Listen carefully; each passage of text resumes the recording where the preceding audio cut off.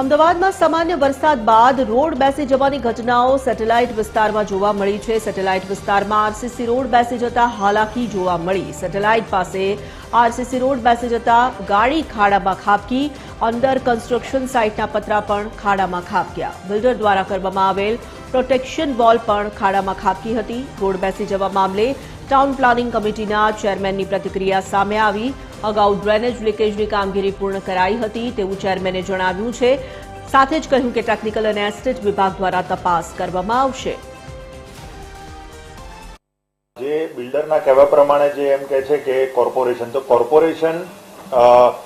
ને પહેલા જ્યારે ડ્રેનેજની કોઈ લીકેજ હતું ત્યાં આગળ તો કોર્પોરેશને કામ પૂરું કરેલું હતું અને પછી મંજૂરી આપી હતી ડાયાફ્રેમની। તો ડાયાફ્રેમ વોલ એમને બનાવી હતી, પણ ટેકનિકલ કારણના લીધે અમે આજે સાઇટ ઉપર પણ વિઝિટ કરી હતી, જ્યાં આગળ આ ઘટના બની ત્યાં જઈને તપાસ કરી તો ડાયાફ્રેમ વોલ પડેલી હતી। તો એટલે કોઈ વરસાદના હિસાબે ક્યાંક જમીનની અંદર પાણી ભરાઈ ગયેલું હોય કાં તો જમીનની અંદર પાણી આવ્યું હોય અને એના દબાણ હેઠળ આ વોલ પડી ગયેલી હોય એવું કદાચ લાગી રહ્યું છે, પણ એની ટેકનિકલ તપાસ અમારા એન્જિનિયરિંગ વિભાગ અને એસ્ટેટ વિભાગને અમે કીધું છે કે એની ટેકનિકલ તપાસ કરી એના નમૂના બેદરકારી કોની છે એના માટે જ તપાસ કરવાનું આપણે એસ્ટેટ વિભાગ અને એન્જિનિયરિંગ વિભાગને કીધેલું છે।